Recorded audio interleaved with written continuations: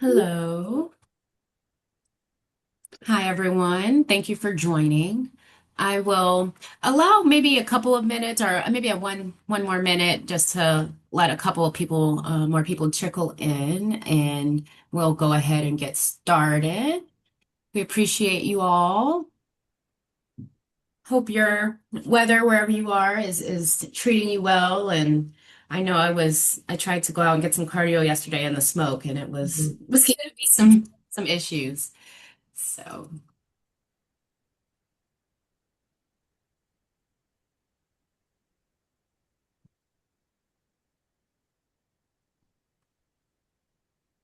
All right. Thank you all for joining. Let's give it about 30 more seconds.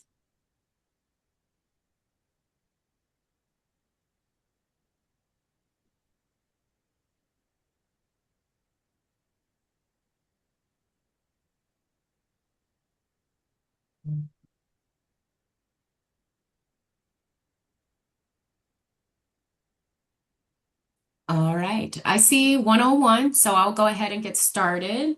Um, Thank you for joining us for our landowner webinar that Farm to Power is hosting and created a great agenda along with inviting a great host of panelists today.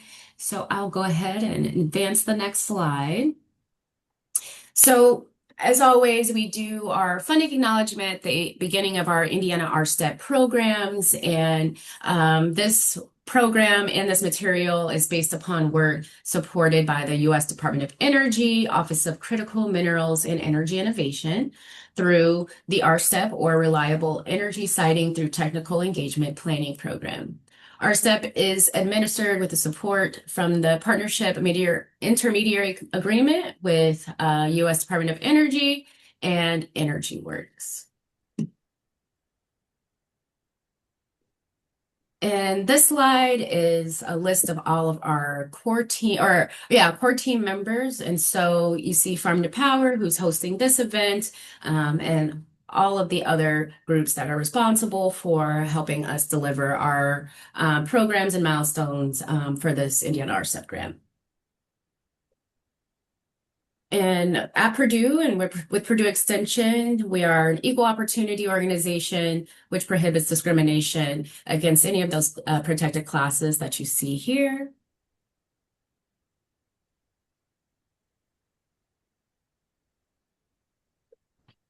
And for this program and all of our RSTEP programs, we like to share some ground rules and, invite people to be open and recognize that this is a learning space. And also, we like to share that RSTEP does not promote any specific policy, project, or developer.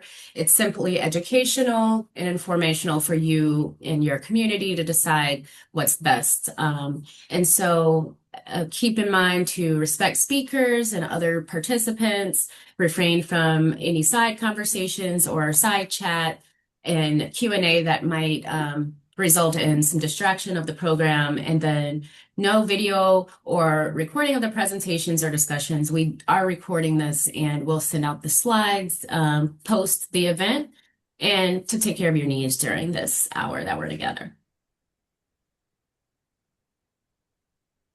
And here's our demographic slide.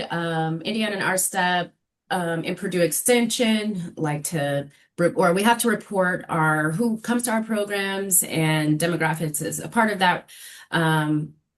Qualitative and getting some of that information of who some of the folks we work with. Who you are will be anonymous, but it is a good indicator of who's coming to our programs. And your responses are anonymous as well. So we appreciate if you would fill out this QR code and let us know more about you till we can report that to USDA.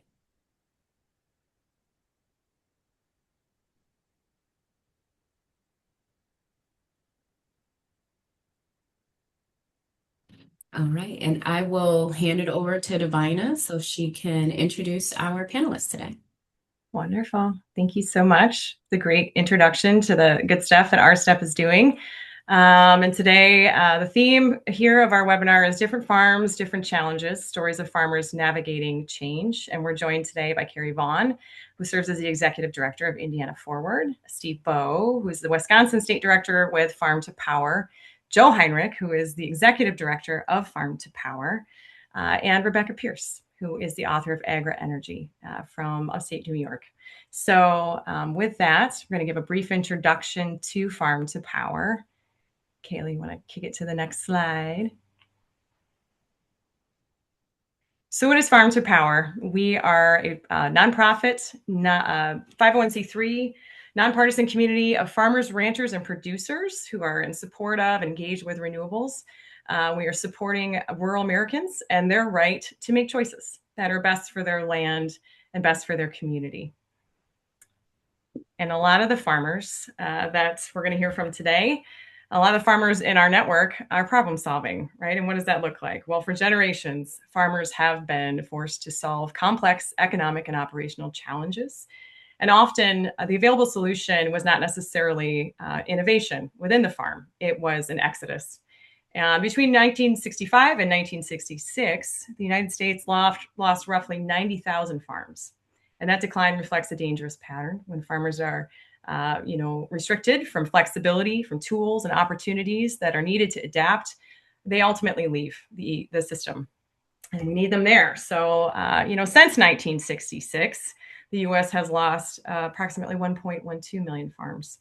And that loss is roughly 37% of all farms that existed then. And this photo here is important to me. This is a picture of McBain, Michigan, and my father was one of those farmers solving those problems, and ultimately he left the farm, as many did from his generation. So when we talk about that problem solving, right, farmers wear a lot of hats, and they use a lot of different resources, and it's kind of what we'll be really leaning into today in our conversation. The next slide. And ultimately, American farmers are problem solvers. And the conversation we'll have today is about expanding the range of solutions available to farmers.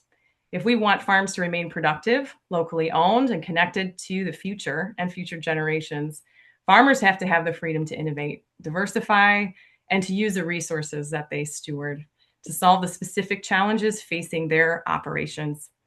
And this picture here on this slide is actually a picture of McBain, Michigan today, which is home to a large wind project. And ultimately, that project has driven tax revenue and opportunity to that community, which wasn't there necessarily for my father when he made the decisions that he made. So with that, I want to give our guest here, all of them, an opportunity to introduce themselves. And then we'll kick off some pretty serious questions about that problem solving and what that looks like for our farmers in the room today. So Steve, why don't we start with you? Give a quick introduction of who you are, what you're doing here, and all the things. Sure. My name is Steve Bowe. I am the state director for Farm to Power Wisconsin. I'm on the far west central side, Wisconsin. Avid Packer fan. I always like to rub that in to Divina, Of that course. Packer Lion. We've got a good record.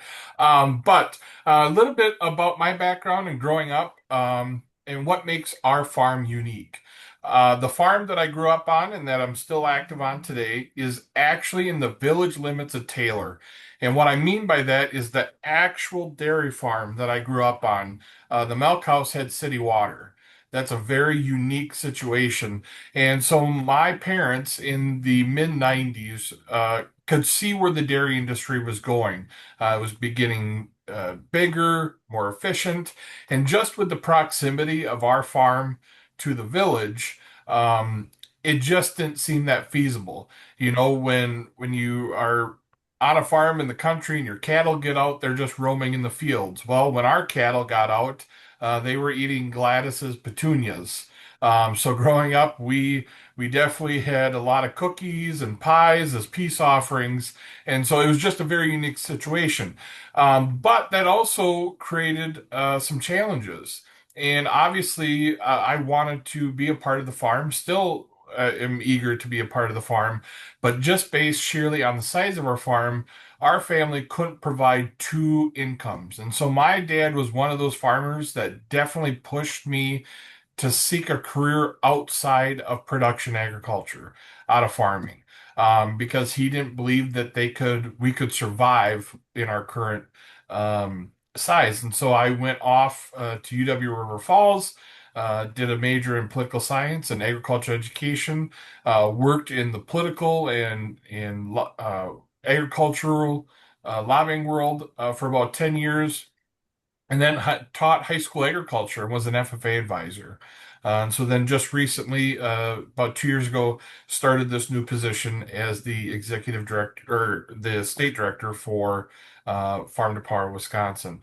And so I really enjoy being able to have those conversations and work with those farmers to give them the opportunities to set up their farm for success for future generations, so that maybe that son or daughter who is interested in staying and being active on the farm can actually come back to the farm and be a part of it, as opposed to a side gig that their parents use just when they need help in spring planting and fall harvest, which is generally when my phone rings quite a bit. So that's why I'm excited to be here today and talk about uh, that sort of side of agriculture. Absolutely. Well, how about you, Joe? Give a good introduction here of who you are and what brings you into this room. Ah, you do, Divina, of course. Be a part of it. No, thanks for putting it together and great working with Purdue on this series. I think it's a great thing. I am Joe Heinrich. I'm executive director of Farm to Power. Um, a little bit of how I got there. I served 11 years as vice president for Iowa Farm Bureau, was on the board for 17 years. Throughout that, renewable energy, property rights always came up. My role as vice president, one of the big roles was policy development. And these issues kept coming up. And I, I guess frustrated would be a word, because so many times the emotion of all this, especially with renewable energy, would get so intense that we couldn't have the discussion. Our job as a committee was to get it down to let's have a discussion on the issues at hand. Take the emotion back. Let's walk it back. Have a good discussion. We always had good policy because of that, and that's why I got involved with this, is because we have to make sure we're having that discussion out there. That's a little bit of my background on this part of my life. The other part of my life is I've been farming all of it, actually. I actually now live on the farm that I grew up on. I guess you could say we're a diversified operation, both in generations and farming. I farm with my nephew, who's been here for 30 years now. He started working for us when he was in high school as a side job. Lived in town, loved it so much. He went to University of Wisconsin. I got to give that credit. It's Bo, sorry. Got an ag business degree. Came back, has been farming here with us ever since. About 6 years ago, I had my oldest daughter come back with her husband, came into the operation also. So we have three families here. My youngest daughter farms about 10 miles from here on what we call the Heritage Farm. It's been in our family for over 150 years. And so what we do here is we have a dairy operation, beef, cow, calf, feed some of the cattle out, sell some as feeders. We also have cash corn, cash soybeans, and try grow enough hay to feed all the hungry mouths. So, and everybody's got a different part that they're responsible for. I'm kind of in the step back phase with it. I still help a lot, but a lot of times when I'm giving advice, they're smiling, nodding their heads, and walking away at this point, which is kind of how it's supposed to work. The folks do a great job of managing the outside operations. I handle the office, is basically where I'm at today, and still help where I can outside. Well, thank you. Thanks for that amazing introduction. We're so happy to have you here. Always grateful for your perspective. So with that, how about Kerri? Want to give a quick intro and tell us a little bit about your family and your farm, and what kind of led you into this discussion? I was definitely forced into this. not this, but this I was gonna whole say. life that I'm living right now. It's it's unreal. So am I the only Hoosier in here? Oh, I don't Yes, think so. There's others. There's other. You may I be the say. only Hoosier, bona fide Hoosier on the panel today. How about that? Oh, well, I'm honored. So I'm here in Southern Indiana. My family, my husband and I have had a farm. We don't live on the farm. We live about 20 minutes from it. We've had it for years now.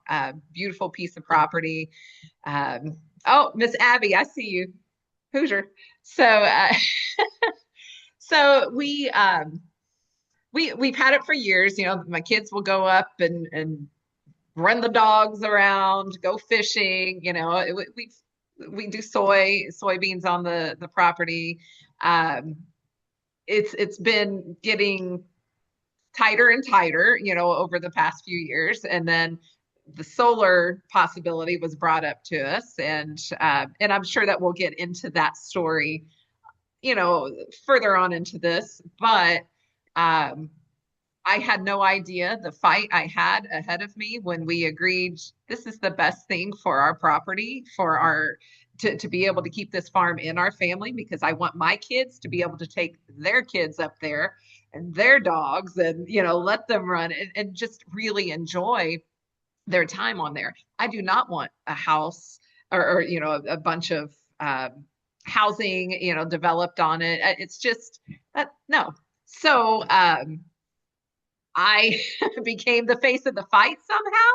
I don't know. I'm not afraid to talk to people. I'm not afraid to answer questions. So somehow I became the face, and it's kind of grown into something that I'm still trying to wrap my mind around. But I've been blessed enough to be introduced to Farm to Power. I absolutely love you guys. You've been amazing.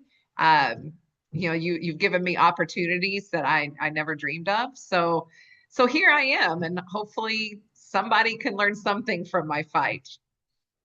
Yep, absolutely. That's what we want, right? To share the story and your experience, and we're so grateful for you and appreciate you joining us. So, Rebekah, why don't you give us an overview of who you are, where you are, what you're doing, and maybe just definitely, not maybe, definitely, talk a minute about that book and the influence and yeah, where that came from.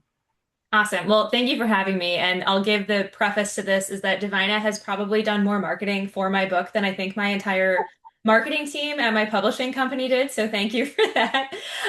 So my name is Rebekah Pierce, and my husband Josh and I, we own J&R Pierce Family Farm with our 5-year-old little boy. We're in upstate New York, and when I say upstate, we are very, very upstate, as in 30 minutes from the Canadian border upstate.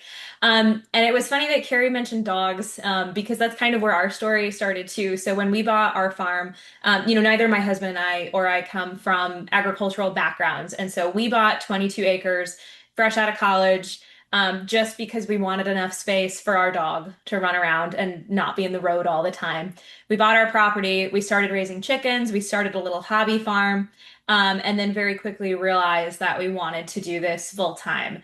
And I'll talk about this a little bit more later, but our biggest challenge as first generation farmers, among many other things, was land access, which led us to what our business is now. We currently raise sheep, and recently we also started, we've always raised cattle, but recently we also started grazing cattle on community solar sites in upstate New York. We're in 4 counties upstate. About 200 acres. We have 300 head of Katahdin Dorper hair sheep that we're grazing on that acreage. And then I also, as Divina mentioned, I write professionally as a freelancer. It's a copy. Oh, you can't see it. It's blurry. There we go. Copy of the book that I wrote that came out last year called Agri-Energy, Growing Power, Growing Food, which is really just looking at all of the different ways that farms can tap into renewables, whether it's solar or wind, to help diversify their operations, stay financially viable, expand, all those sorts of things. So happy to be here. Thanks for the invite.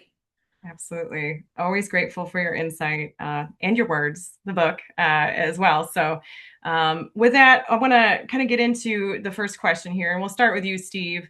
Having given us that background overview, why don't you talk a minute about what was one challenge that you could identify, early, right, in the operation, and to your family on the farm, and maybe with that as well, can you talk a little bit about what decisions you made, right, and what you considered when you were thinking that through?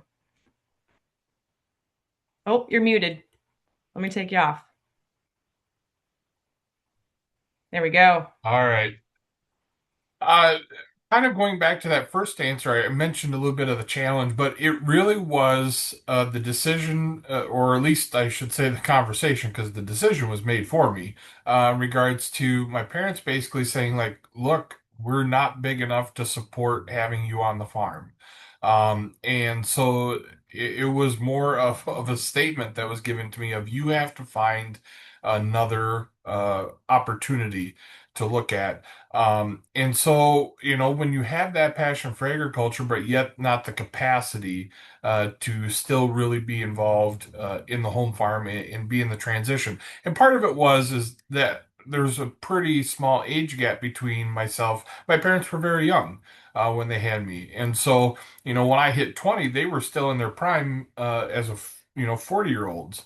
And so they weren't really quite into the mindset of transitioning yet from the farm. And in fact, they're still not in the mindset of wanting to transition the farm yet. We'll get there at some point, but so coming to the realization that uh, still wanting to be involved in the farm, but not maybe necessarily being able to do it in the capacity that I wanted to. And so, finding a job, but yet still living in the area so that you could be involved. And that's where, like, I really think being for a farm to be able to diversify. And that's where I really enjoy the conversations regarding renewable energy, is that can help provide a stable enough income that gives the older generation more opportunities to bring, their sons and daughters into the fold, bring them into the operation maybe at an early stage in life, that would allow them to maybe kind of enter into that retirement range. And so that's what I really enjoy about this conversation regarding renewable energy, is the opportunity that it gives for farm families to help set up their farm for long-term success in future generations. Yeah. Yeah. So for you, it was really, it was succession planning, right? Setting something up that was Yeah. substantial enough, right, for that process. How about you, Joe? What's been one challenge to that operation, and how'd you get through it? And what did you consider along the way in that problem solving? A few times I considered, why am I doing this? Yes, over the years. I don't tell anybody, but I'm a little older than you, Divina, and I don't believe it. I started in the 80s is actually when we got going. And if any of you have heard or read about it, 80s farm crisis was pretty tough. My dad died right before Shelley and I got married. We were in the middle of the 80s farm crisis. That was a challenge, and it's kind of led through the next 40 years, I guess you could say. That my mom was willing, I say my mom bet the farm on me, because she was secure enough she was going to make it through the 80s. She was old enough, unlike Bose. I was a latecomer to the family, and so they were already at retirement age. And they, mom said, I'll leave money in it, but I'm not man, I can't do anything else with it. So she did help outside some, but I had to learn how to manage it right away. You're in a time where you have 18% interest rates. You see farmers that you never thought would get shut down, getting shut down, things that I hope I never see again, actually. And we had to figure out how to navigate that. And one thing I learned real quickly was adjust and adapt, is what we call it. And it wasn't always what you had pictured in your mind that you would look like 30 years from now, but it was to make sure you were there 30 years from now. So as we went through it, you adjusted and adapted. It was hard to get financing to go out and rent more ground. So then we started doing custom farming because there were farms that weren't being rented, so the owners needed somebody on that farm. So we started doing custom farming. Obviously crops weren't working as well, so we started expanding more in the livestock side. Never thought I'd stay in the dairy industry, but it ended up that was another way to diversify the operation that we were able to keep going. And so there was a lot of things, and we just adjusted and adapted, and that led on to when the next generation started coming back, when Troy wanted to come back into the operation, and started, adjusting and adapting. And how do you bring those in? And you got to look outside the box. That's really what it comes down to. And trust everybody around you. And that's when Ben and Amber came back, same thing. And so I think our biggest challenge now is making sure that we're viable, that we can have these families on the farm. And as I see my 17-year-old great nephew running around trying to tell me what to do because he thinks he runs the farm right now, he wants to be here. So the challenge is just, it's always that adjust and adapt. So how do we adjust and adapt to be able to bring that next generation and my grandkids, which are surprisingly going to be 15 years, and so it's always the challenge of moving forward with it and making sure we're thinking out far enough, and being lucky. There's luck to it too, and being lucky enough to be able to forge a future for them, that they have the chance to farm. We're not saying they have to, but my goal is to give them the opportunity just like I had. Yeah, absolutely. Well, thanks for sharing that. And Kerri, how about you? Right, so a challenge that you can identify, right? The considerations along the way, and ultimately, what else? What other direction could you go? Yeah. So, our biggest challenge was the economics and the uncertainty. You all know that things change quickly in this. We noticed our profit going down every year. It was getting a little scary, and I don't like not having control over prices or weather or interest rates. It was starting to get really, really stressful, on the money side of it. So then we had to start thinking of different things, to help ensure our long term stability. And instead of asking, what have we always done, we had to ask, what gives this farm the best chance to succeed for the next generation? And we looked at different alternatives, maybe selling part of the land just to help keep it going. And that the idea of that breaks my heart. I didn't want to do that because I feel like every square inch of the land is just beautiful. How do you choose what you sell? So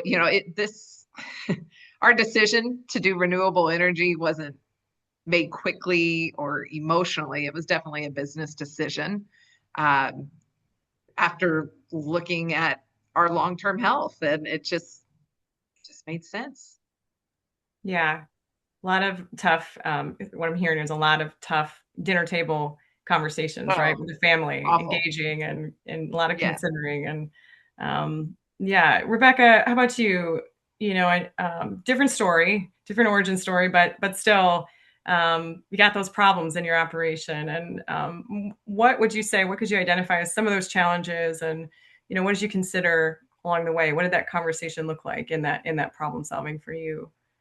Yeah, so I think, in some ways, we face very similar challenges that have always been that have already been talked about here. So like that two-sided coin of, profitability and solvency. And so I think one of the biggest challenges we had, which in a way was also a bit of a blessing, was that, we were first generation farmers, so we were starting out completely from scratch. So we didn't have like this legacy that we were working not to lose. We had a legacy that we were, trying to build, just like you guys are continuing to do too.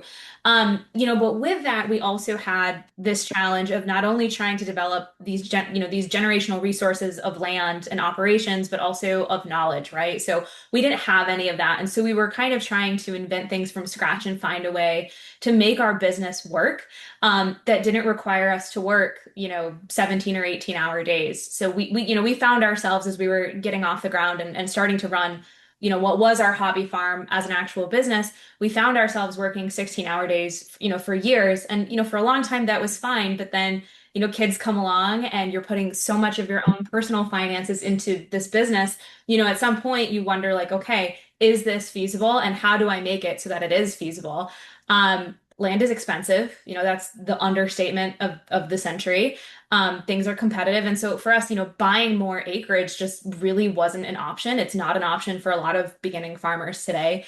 We didn't want to have to rely on grants and operational loans just to get through the year. So we really had to think creatively about how we could make the most of what was available to us. And, luck played a big role there. It just so happened that a solar farm was being developed by a couple of brothers in their 70s who sold us our hay for our sheep. And they really wanted to see it stay in agriculture. So they pushed really hard for us to be able to do that. And that was kind of how our business started. We didn't get into this saying solar is so cool and we want to farm under solar and that's how we're going to design our business, and shape our business model around that.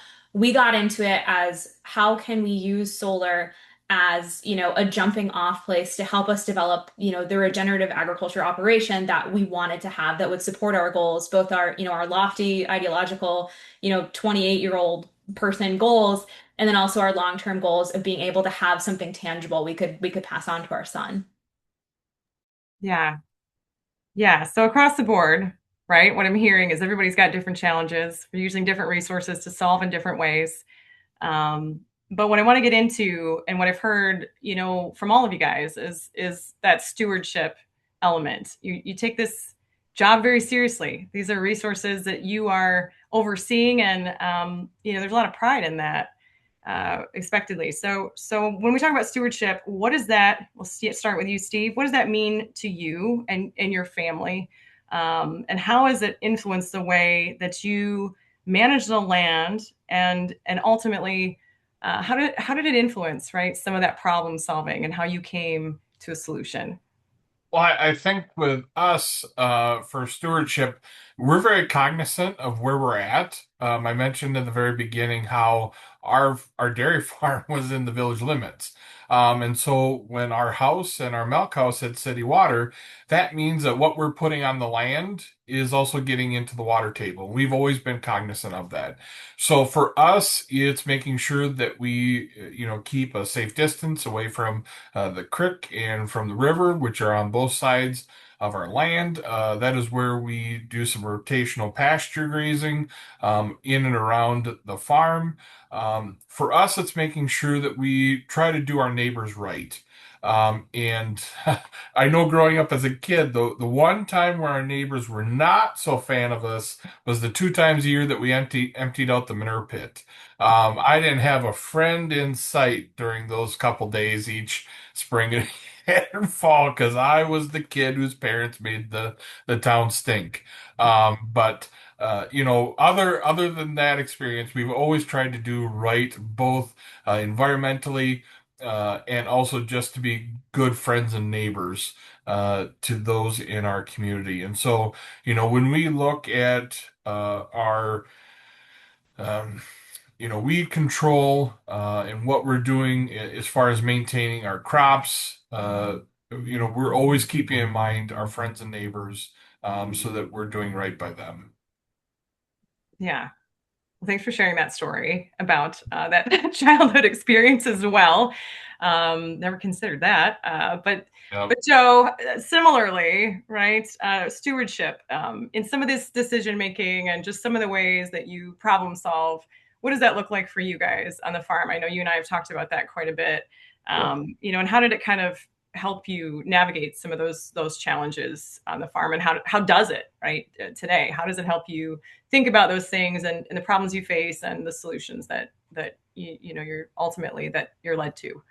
Yeah, and first off, I just got to go back to what Bo said because I wouldn't even want to start counting the number of cookies and cinnamon rolls that have been made around here because we live about 5 miles out of town, a lot of housing around here. So between seasons when we're applying manure, nutrients, we call them, and that's what we explain to the neighbors. And then also, those nights when you roll into a field at 1 o'clock in the morning and your lights are shining in their house. So I don't know if that's stewardship or not, but it's definitely public relations. But stewardship comes back to something I had said earlier. I mean, it's just how we've always looked at it here. We're in the rolling hills in eastern Iowa. We're about 25 miles from the Mississippi River. So we take stewardship real seriously because otherwise, the ground's not going to be as good as it was last generation. And so we always are thinking about that as far as types of practices we do, conservation, no-till on our crops, waterways, field buffers, anything we can do to help, to help save that soil for that next generation because you only get to use it once. And it's we say about owning land. Well, we don't own it. We get to farm it for a while, and then it goes to the next generation. I want to make sure the next ones here have just as good an opportunity as what my dad gave it to me. And so a lot of our decisions are made that way. We go into it, when we rent ground, people know what we're going to do. They know how we're going to do it because we're just going to do it that way. And I don't know how much more to say about that because it's just a mindset that you have to be doing it all the time. And as far as chemicals, fertilizer, one of the things I say in speeches all the time is we don't use any more fertilizer today than when I started many years ago. Per acre, but I'm growing almost twice the corn. And it's all because of how we apply it, what we're doing, the types of seeds we use, the precision part of it. And so that's part of stewardship too. When you think about it, is making sure you're adapting your environment around you to make the most use out of the same or less chemicals, fertilizer, things like that. Absolutely. Absolutely. Part of stewardship. And I would say too, part of problem solving, right? Just looking at what you have and being responsible and making the best decisions for your community, and your operation. And Kerri, how about we kick it over to you, right? What does that mean to you? What is one challenge, right? That you overcame that, going back to that challenge that you overcame, and what does that stewardship look like in perspective, right? In the scope of how you solved that problem, how you overcame that, and just kind of frame that for us. Where does stewardship come in to that whole thought process? Well, it's extremely important to me. The last thing I would ever want to do is ruin somebody's, life or hurt them in any way. I mean, I truly care about my neighbors, about my community. But I really care about the land that we've inherited. It's like I said, it's beautiful. The last thing I'd want to do is ruin that in any way, especially for my kids and my kids. So it's all about making responsible decisions that protect the soil and preserve the property. I think it's hard because down here with this fight that we're currently fighting, people are telling me or getting all over social media saying that I am the complete opposite of all of that I don't mind hurting people, I don't mind poisoning people. And I'm just like, this is the thing that solar made the most sense to me because it preserves my land. It is temporary. So, and again, we can get into some other questions, but it's so important to me to preserve that land and do it in a way that it isn't going to hurt a soul. And that it's extremely important to me. I do want to leave a good legacy, when I'm gone. I want people to be able to say she did it right. She respected her neighbors, her community, and yeah, it's extremely important. And I think what you brought up here is problem solving for your operation, but then also post problem solving, right? Like what happens after, right? When you've Right. reached that solution. And what you've highlighted is those posts come out of the ground, and what do you have? You've got the farmland, right? Farmland. And that's Yeah. stewardship, that's preservation, Yes. it's all those things. And always happy to hear, right? As difficult as that is, like about that thought process and how you Right. came to that, and how much time went into making that decision ultimately, right? It wasn't an Yes. easy one. No. Yeah. So Rebekah, similarly, same question, right? We've talked about this in the past too, and you mentioned it so much in your book.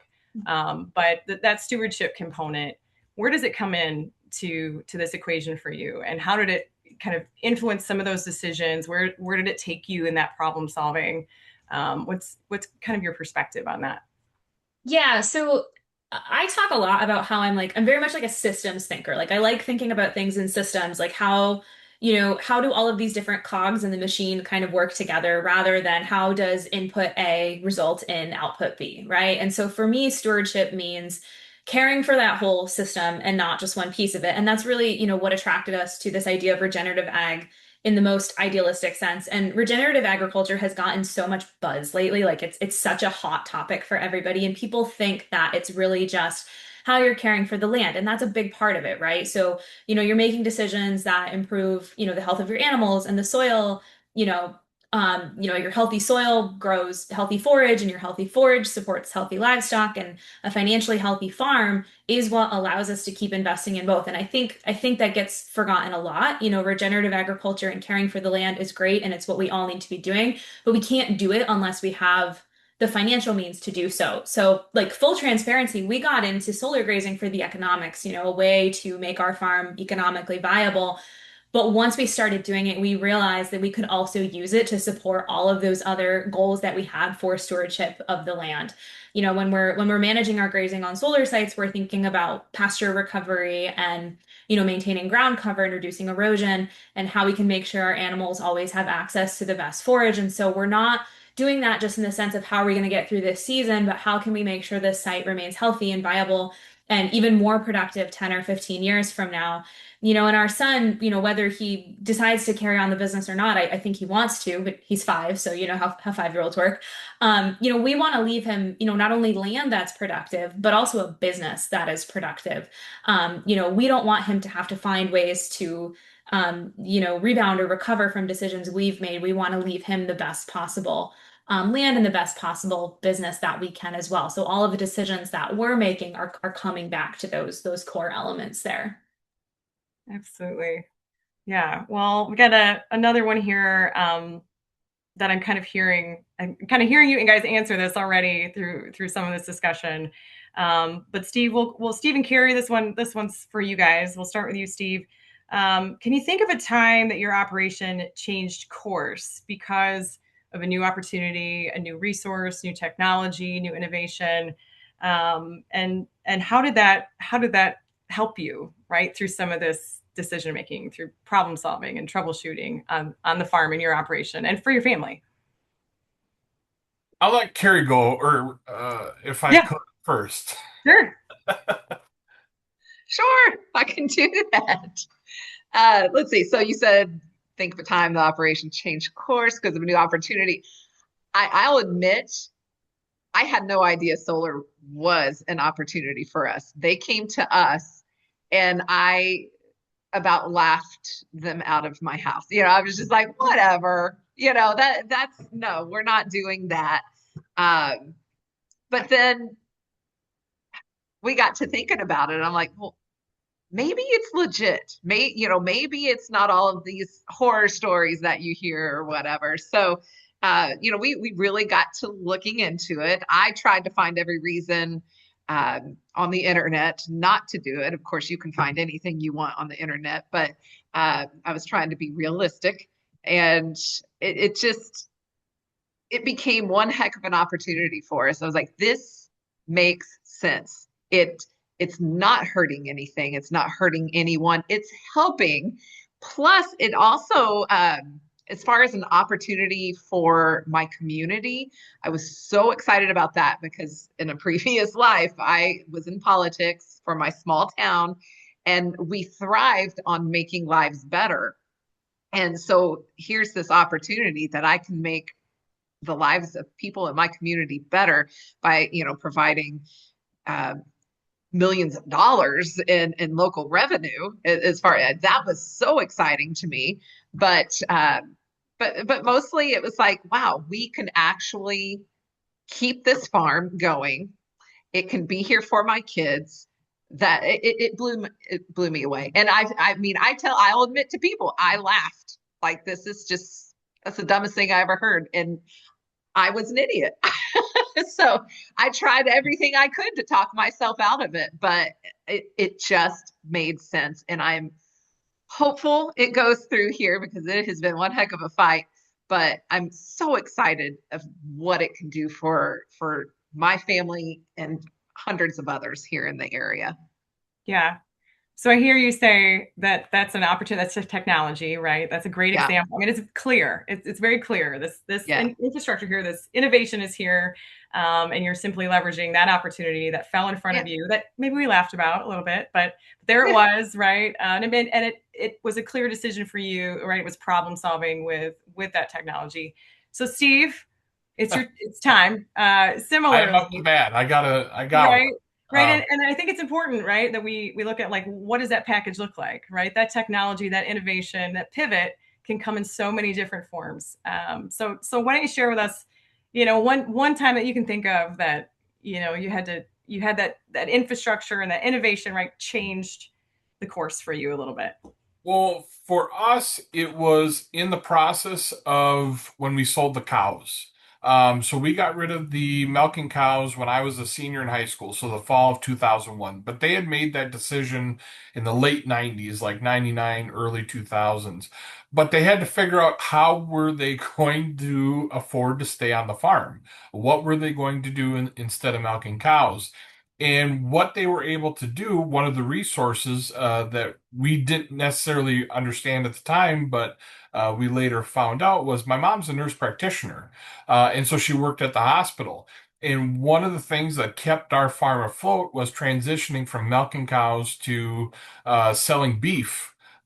To these doctors and nurses and family members who, lived in the big city but enjoyed knowing where their beef came from. And so there were a number of doctors and nurses that we were fortunate enough to sell either halves or whole animals to, and to provide them with their meat for the year. And so that was a big change for us, and it was adapting to a different way of farming. And so it just, whenever you go through that sort of change in life, it's difficult, and you try to ride those bumps and waves and ups and downs.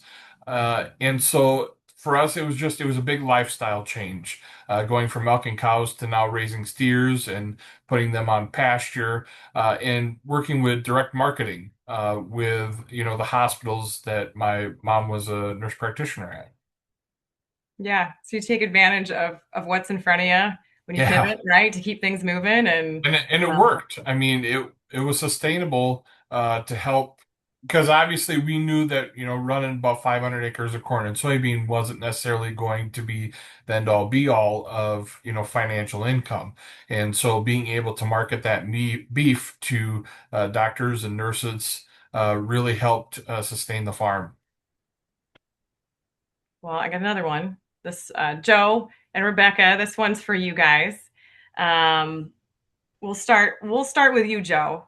No pressure. What do you think is one misconception that people have about farmers making land use decisions? Right, kind of what we've talked about today is a lot of pivoting, a lot of innovating, problem solving.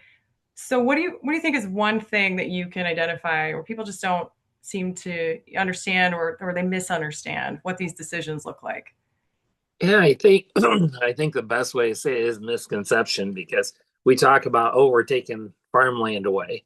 And as I was saying to you earlier, Divina is down at Eastern Iowa, just about 40 miles south of me. There's a solar development being put in right now. It's quite a sight to see. They're about half, 2/3 done. It's 1,000 acres.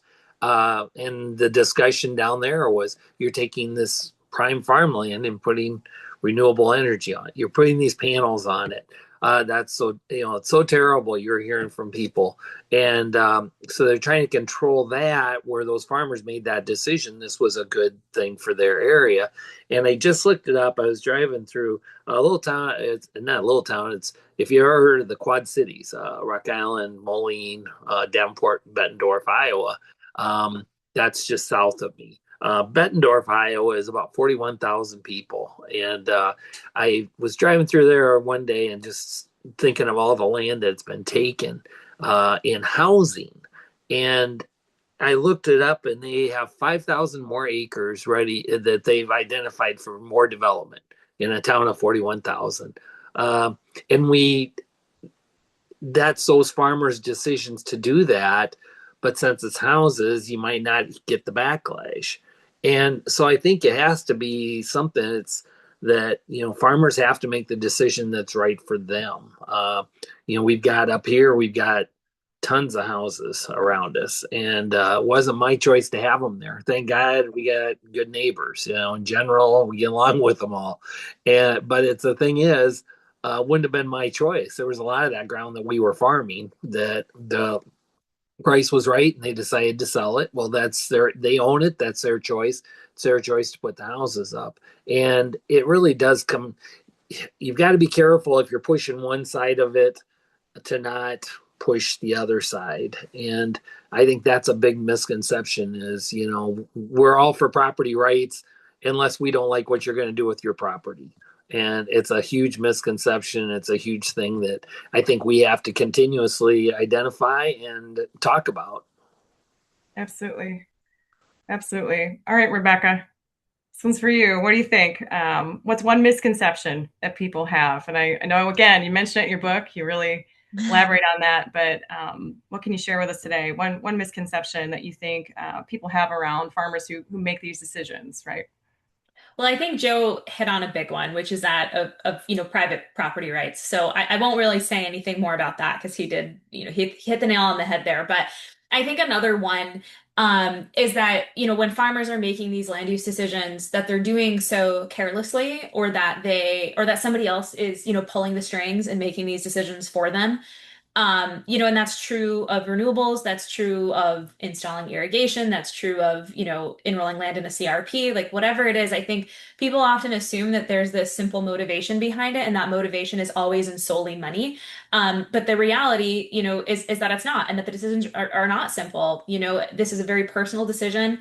We're spending months or years weighing financial risks and the impact on land and our family's future, and what those decisions mean for the land and also for the long-term viability of that farm. And these conversations are happening, largely around kitchen tables. They're not happening in boardrooms, and they involve a lot of difficult trade-offs. Because every farm is different, and what works for my farm might not work for your farm. And so people, I think, tend to assume that, if a farmer chooses a different path or a unique path or a path that, is politically unpopular or unpopular with somebody's way of thinking, they assume that the farmer doesn't care about the land and they're just doing it because of money. But I think I would argue the opposite, and that most farmers, care deeply about their land because their livelihood depends on it, because their history depends on it, and because their future depends on it. And so, we all arrive at these different decisions, but that doesn't necessarily mean that one farmer values stewardship over another just because your goals are different.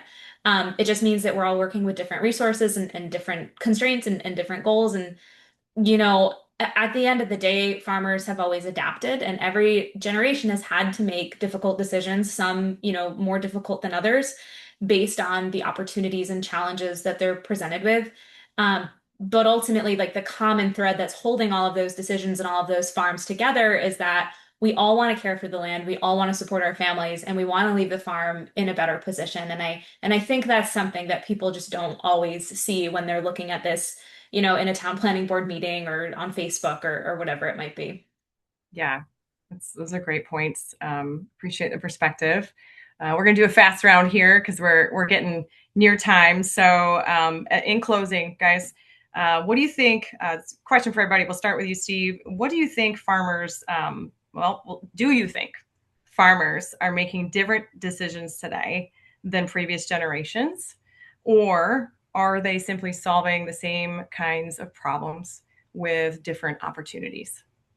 I think they're solving the same sort of problems, just with different opportunities. Uh, Ultimately, I mean, my parents are making decisions every day to extend the life of the farm, and that's what farmers have done forever. It's just the size, scope, and scale of those decisions is that much bigger and that much more impactful. All right, you, Joe.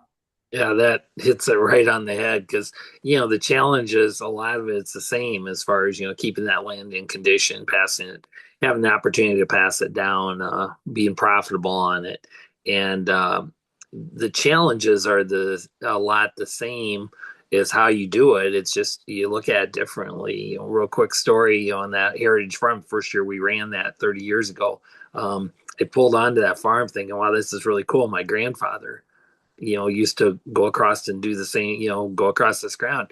Then my next thought was, sure, I'm glad I'm in a air conditioned cab, doing no till with it.